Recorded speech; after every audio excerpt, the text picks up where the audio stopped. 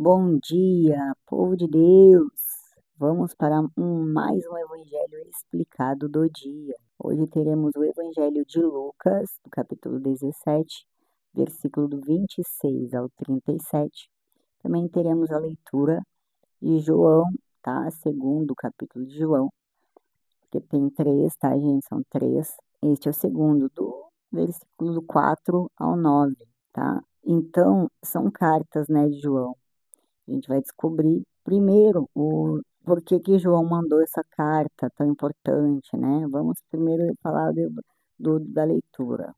Vamos lá, preparados? Pega sua Bíblia, segura na mão de Deus, meu povo. Que Jesus abençoe, que eu possa poder levar a palavra sempre. Em nome do Pai, do Filho e do Espírito Santo. Que o Espírito me ajude sempre. Vamos lá. Segunda leitura da segunda carta de São João. Muito me alegrei, Senhora, por ter encontrado alguns dos teus filhos que caminham conforme a verdade, segundo o mandamento que recebemos do Pai. E agora, Senhora, eu te peço, não que te esteja escrevendo a respeito de um novo mandamento, pois trata-se daquele que temos desde o princípio. Amemo-nos uns aos outros. E amar consiste no seguinte, em viver conforme os seus mandamentos. Esse é o mandamento que ouvistes desde o início para guiar o vosso proceder. Acontece que se espalharam pelo mundo muitos sedutores que não confessam a Jesus Cristo encarnado. Está aí o sedutor, o anticristo. Tomai cuidado se não quereis perder o fruto do vosso trabalho, mas sim receber a plena recompensa. Todo o que não permanece na doutrina de Cristo passa além, não possui a Deus. Aquele que permanece na doutrina é o que possui o Pai e o Filho. Palavra do Senhor. Vamos entender por que ele disse Senhora? Vamos entender lá por que ele disse, para quem que ele está dizendo? Vamos lá então, minha gente. Segunda carta de João aconselha a senhora eleita, né? Uma referência à congregação ou à mulher, né? Que era proprietária da casa onde a congregação se reunia. Naquela época não existiam ainda edifícios, igrejas, né? As reuniões eram feitas nas casas das pessoas, tá? O que ele está dizendo para essa mulher, né? Que era a ser fervorosa no amor cristão e a estar vigilante contra os enganadores. O escritor planejava em breve visitar a congregação. Vamos agora entender a circunstância, né, deste livro. O ancião é um título que o apóstolo João adotou para si mesmo no final da vida. O apóstolo Pedro se referiu a si mesmo da mesma forma. Nenhum outro autor, além do apóstolo João, foi sugerido pela Igreja Cristã como escritor do primeiro João, né? Da primeira parte dessas três divisões. Visto haver tantas semelhanças entre 1 e 2, né, o primeiro e o segundo, João aceita-se geralmente que o apóstolo João também escreveu a segunda carta, né? No contexto histórico, a segunda de João foi escrita provavelmente durante as 2 últimas décadas do primeiro século. Neste período, João exerceu uma liderança pastoral junto às igrejas na região de Éfeso. Não temos como precisar a data, né, desta carta, mas é razoável que ela tenha sido escrita por volta da mesma época da primeira, ou pouco depois. O seu tom mostra ser ela uma carta altamente pessoal, né, que reflete a afeição de João por estes cristãos e seu profundo interesse pelo bem-estar deles. Os apóstolos mandavam muitas cartas, né, gente, para que não se perdesse o aprendizado, né? O aprendizado de Jesus Cristo. Vamos lá então, a mensagem, né? Como Jesus, que chorou sobre Jerusalém, lá em Lucas você vai ver, e Paulo, que escreveu sobre a pressão interior diária de seu cuidado com todas as igrejas, João estava preocupado com essa congregação. Será que eles deixariam de incorporar o amor de Deus uns pelos outros? Será que eles cairiam nas mãos de falsos mestres? A segunda de João foi escrita aparentemente para ajudar os leitores a levar adiante o seu compromisso de seguir a Cristo. João usa 6 palavras-chave, né, para unir esta carta. Ele usa repetidamente as palavras verdade, né, 5 vezes, amor 4 vezes, mandamento 4 vezes, andar 3 vezes, ensino 3 vezes e filho 3 vezes. A mensagem de João é clara. Ele fala para seus filhos andarem na verdade, obedecerem os mandamentos de Deus e amarem uns aos outros. E o quarto, guardarem os ensinos de Cristo para não serem enganados pelo anticristo. João confirma a segurança espiritual da comunidade cristã como uma referência inicial e final à sua eleição por Deus. A contribuição desta carta para a Bíblia. É relativamente fácil as congregações se desviarem. Muito fácil, né, gente, quando se tem um mau líder. A segunda de João lembra aos leitores a alta prioridade da mais básica perspectiva e atividade cristã, né? O amor mútuo. Uma segunda prioridade não é menos crucial, o verdadeiro ensino cristão, tá? Esta carta faz uma chamada breve, mas poderosa em prol da constância, assegurando que leitores atentos tomem os passos corretos para serem recompensados plenamente. Então, gente, está falando muito aqui, né, do amor ao próximo, do amor fraterno, pelo que é visto. Vamos ver o que significa? Então, lá no versículo 4, João tinha ouvido boas notícias sobre os membros, né, desta congregação. Filhos de Deus, como um título para os cristãos, é raro em outras partes do Novo Testamento, mas aparece nos escritos desse autor inspirado, né? Aí no 5, assim como é necessário empenho para manter sadio o amor em um casamento, o amor numa congregação deve ser alimentado e protegido. Agora rogo-te, né? Jesus declarou que o amor entre os cristãos é a forma primária de seu testemunho ao mundo.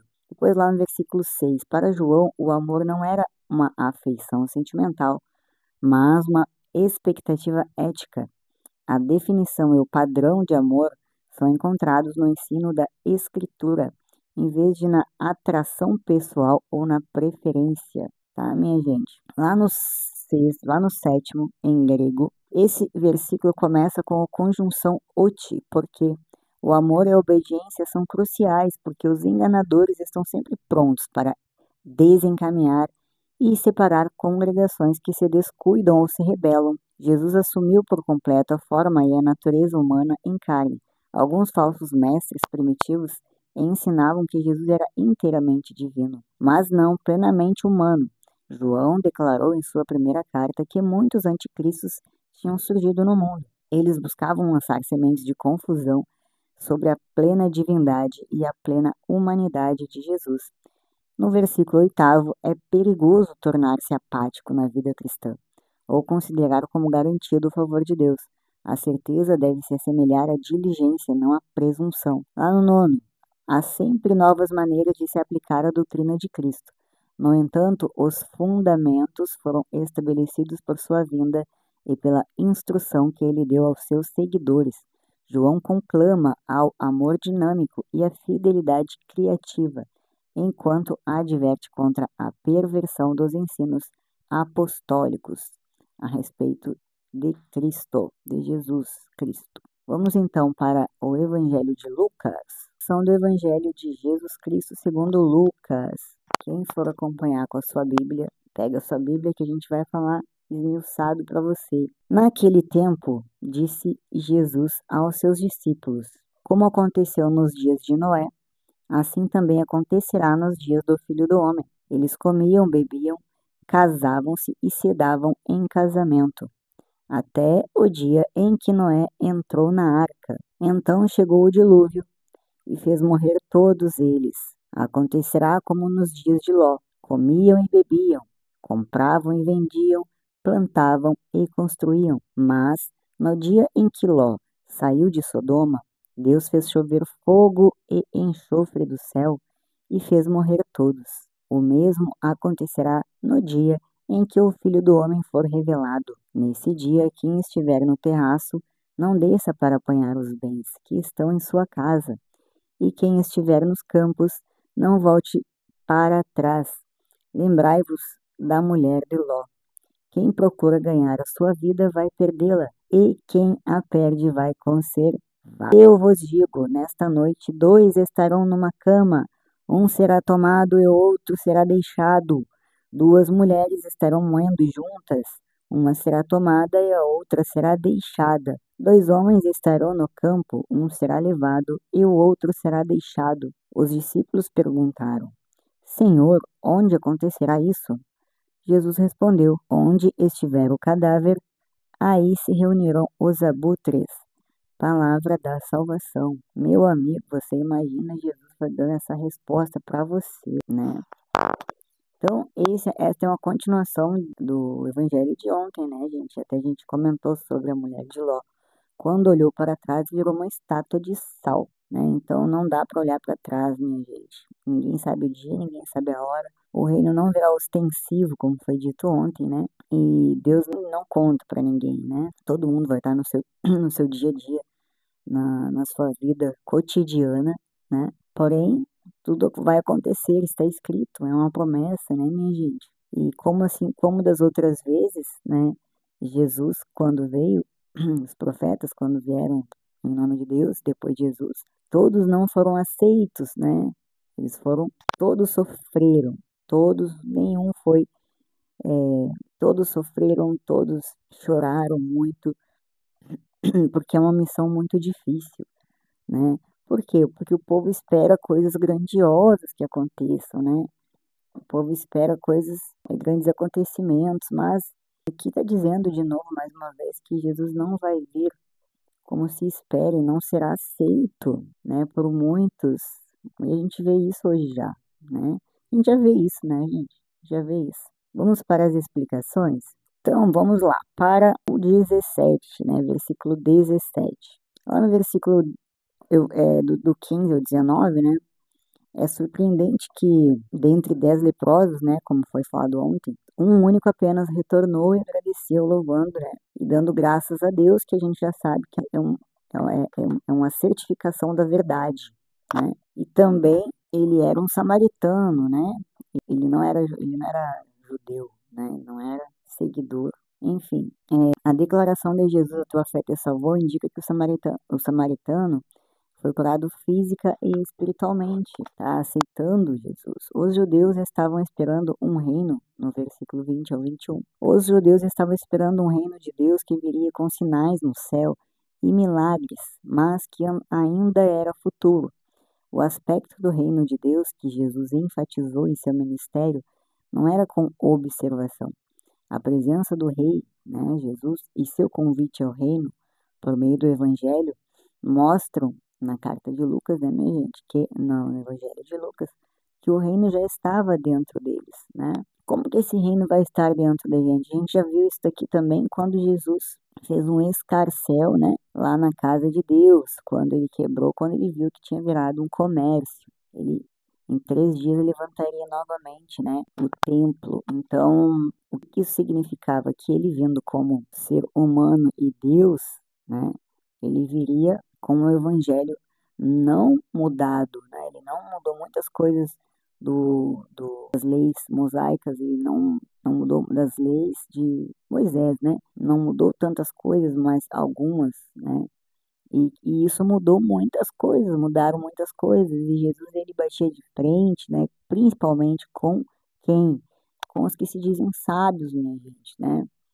Com aqueles que se dizem sábios. Quem que se diz sábio, né? Aqueles que você encontra na sua igreja, né? O pastor, padre, algumas autoridades religiosas, né? Que tem pessoas que, por terem estudos, se acham melhores, né, minha gente? Então Jesus vinha de frente com essas pessoas, porque eles ensinavam com soberba, com arrogância, né? E não com amor. Então, por conta deste motivo, Jesus implantou o seu reino dentro de nós, né?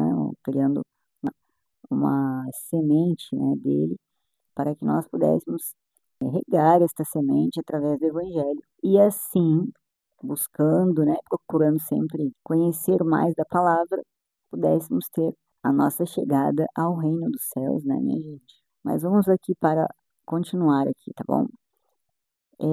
Lá no versículo do 22 ao 24, os discípulos de Jesus não devem se deixar levar por falsas predições de vinda de Cristo. Pelo contrário, quando ele vier, isso será tão óbvio quanto um relâmpago brilhando de um extremo ao outro. Todo olho verá, né? Do versículo 25.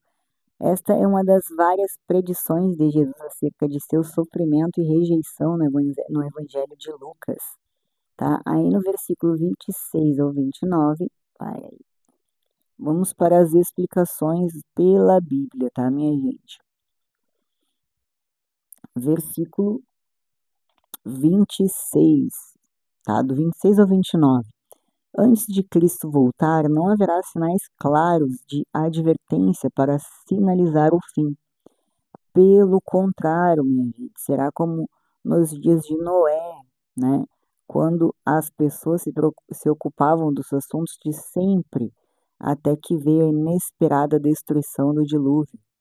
E como nos dias de Ló, em que a situação se manteve inalterada, até que de repente fogo e enxofre desceram do céu sobre Sodoma.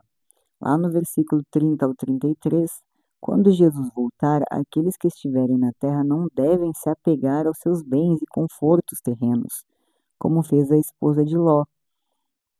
Assumir um compromisso com Cristo envolve se apegar apenas à realidade espiritual e eterna. São elas que dão a maior segurança que existe, assim como vários exemplos nos nossos santos devotos, né?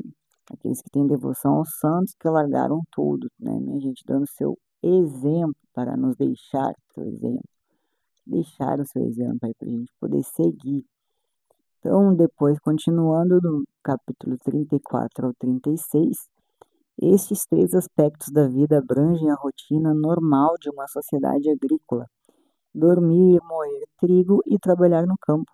Não se sabe ao certo se a pessoa que será tomada será um cristão levado pelo Senhor, ou um não cristão levado em juízo.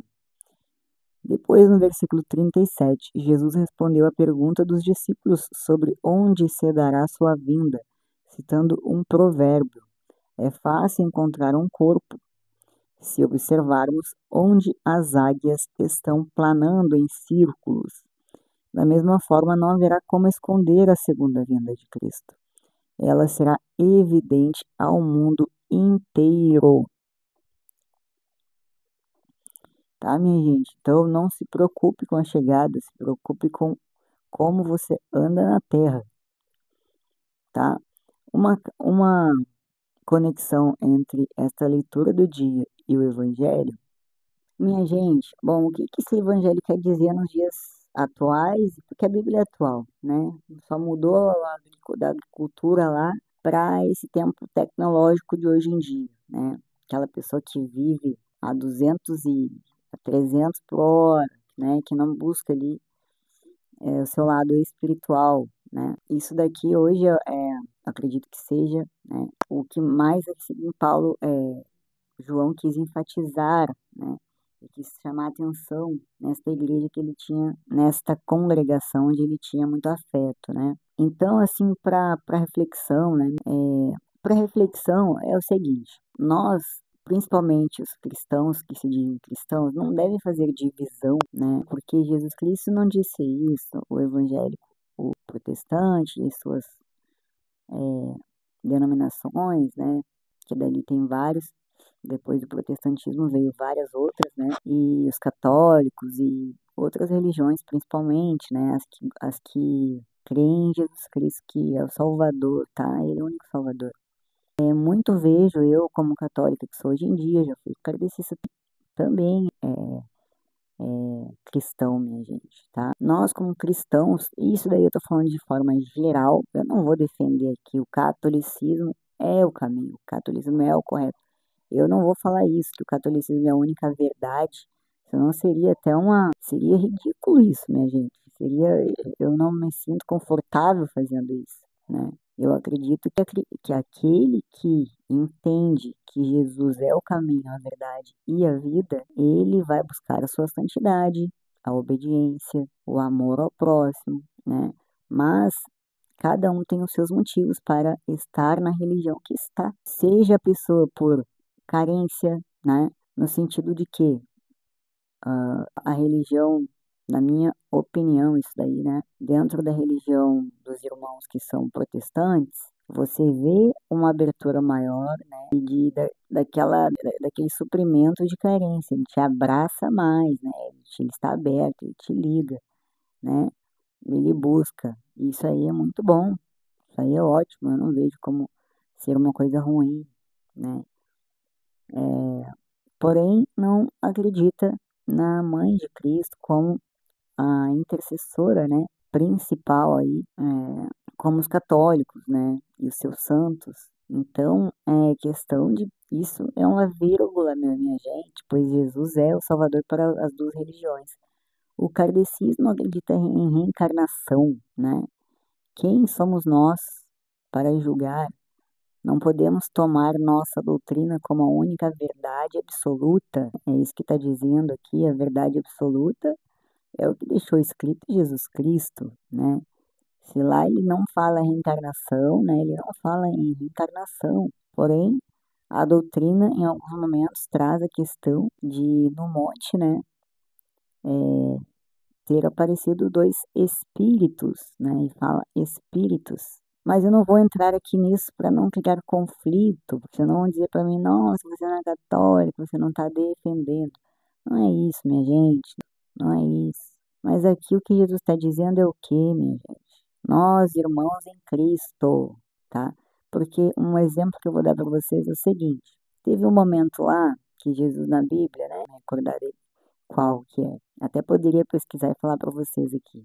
Mas eu vou falar do que eu lembro, né? Um apóstolo chegou para ele, foi Pedro, se não me engano, e disse: Senhor, né? Tem um homem que está expulsando demônios em teu nome, mas ele não nos segue, né? Jesus, muito tranquilo, disse para ele, né? Mal também ele não vai fazer. Contra mim ele não está. Se ele está falando que está no meu nome, né? Não seguia eles no sentido de ser, de andar junto com eles, né, gente? Mas Jesus já era aquela inspiração, então provavelmente ali aconteceu sim uma conversão, né? Agora, se expulsava ou não, contra Jesus não estava. Então, quem somos nós para julgar? Quem somos nós humanos? Nós, eu, Suzy, né? Você que está aí me olhando do outro lado da tela, né? Quem que somos nós para dizer, olha, essa daqui que você tem que seguir, essa daqui. Gente, eu para mim todo mundo seria de uma religião só. Eu espero que este dia chegue, né? Quando Jesus vier e da forma que ele escolher, né? Unir, unificar tudo, né?